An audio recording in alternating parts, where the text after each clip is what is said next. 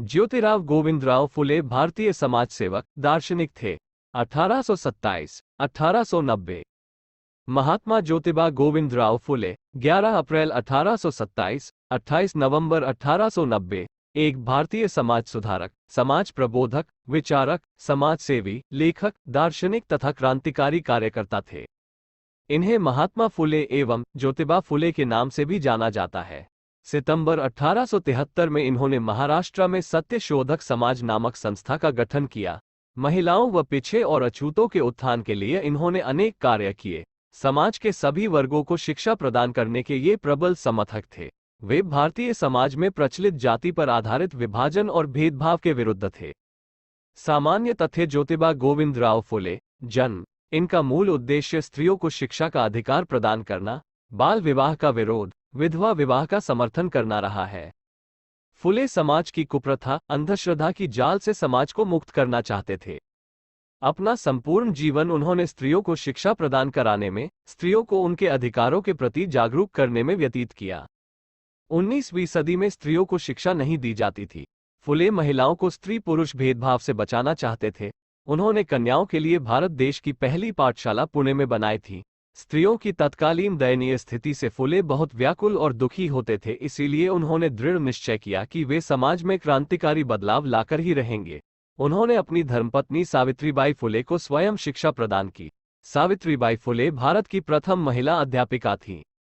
आरंभिक जीवन कराड में स्थित ज्योतिबा फुले की एक मूर्ति। महात्मा ज्योतिबा फुले का जन्म 1827 ई में पुणे में हुआ था। 1 वर्ष की अवस्था में ही इनकी माता का निधन हो गया। इनका लालन पालन एक बाई ने किया। उनका परिवार कई पीढ़ी पहले सतारा से पुणे आकर फूलों के गजरे आदि बनाने का काम करने लगा था। इसलिए माली के काम में लगे ये लोग फुले के नाम से जाने जाते थे। ज्योतिबा ने कुछ समय पहले तक मराठी में अध्ययन किया, बीच में पाई छूट गई और बाद में 21 वर्ष की उम्र में अंग्रेजी की 7वीं कक्षा की पाई पूरी की। इनका विवाह 1840 में सावित्रीबाई से हुआ, जो बाद में स्वयं एक प्रसिद्ध समाजसेवी बनी। दलित व स्त्री शिक्षा के क्षेत्र में दोनों पति पत्नी ने मिलकर काम किया। वो एक कर्मठ और समाजसेवी की भावना रखने वाले व्यक्ति थे।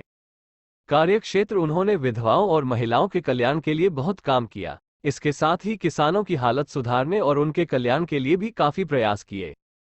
स्त्रियों की दशा सुधारने और उनकी शिक्षा के लिए फुले ने 1848 में एक स्कूल खोला। यह इस काम के लिए देश में पहला विद्यालय था।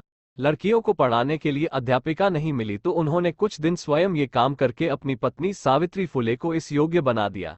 कुछ लोगों ने आरंभ से ही उनके काम में बाधा डालने की चेष्टा की, किंतु जब फुले आगे बढ़ते ही गए तो उनके पिता पर दबाव डालकर पति पत्नी को घर से निकालवा दिया। इससे कुछ समय के लिए उनका काम रुका अवश्य, पर शीघ्र ही उन्होंने एक के बाद एक बालिकाओं के 3 स्कूल खोल दिए। विद्यालय की स्थापना ज्योतिबा को संत महात्माओं की जीवनियां पढ़ने में बड़ी रुचि थी। उन्हें ज्ञान हुआ कि जब भगवान के सामने सब नर नारी समान हैं तो उनमें ऊंच नीच का भेद क्यों होना चाहिए। स्त्रियों की दशा सुधारने और उनकी शिक्षा के लिए ज्योतिबा ने 1848 में एक स्कूल खोला। यह इस काम के लिए देश में पहला विद्यालय था। लड़कियों को पढ़ाने के लिए अध्यापिका नहीं मिली तो उन्होंने कुछ दिन स्वयं ये काम करके अपनी पत्नी सावित्री को इस योग्य बना दिया। कुछ लोगों ने आरंभ से ही उनके काम में बाधा डालने की चेष्टा की, किंतु जब फुले आगे बढ़ते ही गए तो उनके पिता पर दबाव डालकर पति पत्नी को घर से निकालवा दिया। इससे कुछ समय के लिए उनका काम रुका अवश्य, पर शीघ्र ही उन्होंने एक के बाद एक बालिकाओं के 3 विद्यालय खोल दिए। महात्मा की उपाधि ज्योतिराव फुले व सावित्रीबाई फुले के पुतले, औरंगपुरा, संभाजी नगर, महाराष्ट्र। निर्धन तथा निर्बल वर्ग को न्याय दिलाने के लिए ज्योतिबा ने सत्यशोधक समाज 1873 में स्थापित किया। उनकी समाज सेवा देखकर 1888 में मुंबई की एक विशाल सभा में उन्हें महात्मा की उपाधि दी। ज्योतिबा ने ब्राह्मण पुरोहित के बिना ही विवाह संस्कार आरंभ कराया और इसे मुंबई उच्च न्यायालय से भी मान्यता मिली। वे बाल विवाह विरोधी और विधवा विवाह के समर्थक थे। अपने जीवन काल में उन्होंने कई पुस्तकें भी लिखी। गुलामगिरी, तृतीय रत्न, छत्रपति शिवाजी, राजा भोसले का पखड़ा, किसान का कोड़ा, अछूतों की कैफियत। महात्मा ज्योतिबा व उनके संगठन के संघर्ष के कारण सरकार ने एग्रीकल्चर एक्ट पास किया। धर्म, समाज और परंपराओं के सत्य को सामने लाने हेतु उन्होंने अनेक पुस्तकें भी लिखी। ब्रिटिश सरकार द्वारा उपाधि 1883 में स्त्रियों को शिक्षा प्रदान कराने के महान कार्य के लिए उन्हें तत्कालीन ब्रिटिश भारत सरकार द्वारा स्त्री शिक्षण के आद्यजनक कहकर गौरव किया।